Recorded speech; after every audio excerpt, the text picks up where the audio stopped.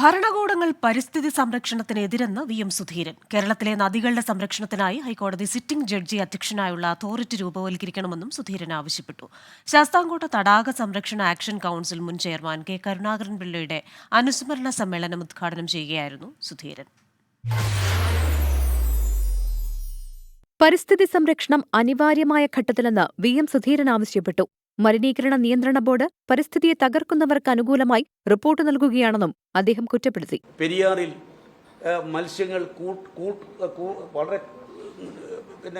ചത്തുപൊങ്ങി. നമ്മുടെ pollution control board അന്വേഷിച്ചു. Pollution control ബോർഡിൻ്റെ അന്വേഷണം എന്താണെന്ന് വെച്ചാൽ അത് ഓക്സിജന്റെ കുറവ് കൊണ്ട് മത്സ്യം ചത്തു എന്നാണ് പറയുന്നത്. ജില്ലാ പരിസ്ഥിതി സംരക്ഷണ ഏകോപന സമിതിയുടെ ആഭിമുഖ്യത്തിൽ സംഘടിപ്പിച്ച പരിസ്ഥിതി പ്രവർത്തകൻ കെ കരുണാകരൻ പിള്ള അനുസ്മരണം ഉദ്ഘാടനം ചെയ്യുകയായിരുന്നു സുധീരൻ. ലക്ഷക്കണക്കിന് ആളുകളുടെ കുടിവെള്ള സ്രോതസ് സംരക്ഷിക്കാൻ നേതൃത്വം നൽകിയ ആളാണ് കരുണാകരൻ പിള്ള. അദ്ദേഹത്തെപ്പോലുള്ളവരുടെ ആദർശം പുതുതലമുറയ്ക്ക് പകർന്നു നൽകാനുള്ള നടപടികൾ ഉണ്ടാകണമെന്നും വി എം സുധീരൻ പറഞ്ഞു. കുട്ടനാട്ടിലെ വെള്ളപ്പൊക്കത്തിന് പരിഹാരം കാണാനെന്ന പേരിൽ തോട്ടപ്പള്ളിയിൽ കരിമണൽ ഖനനം ചെയ്യുന്നതിന്റെ പ്രയോജനം കരിമണൽ കർത്തയ്ക്ക് മാത്രമാണെന്നും വി എം സുധീരൻ പരിഹസിച്ചു. 24 കൊല്ലം.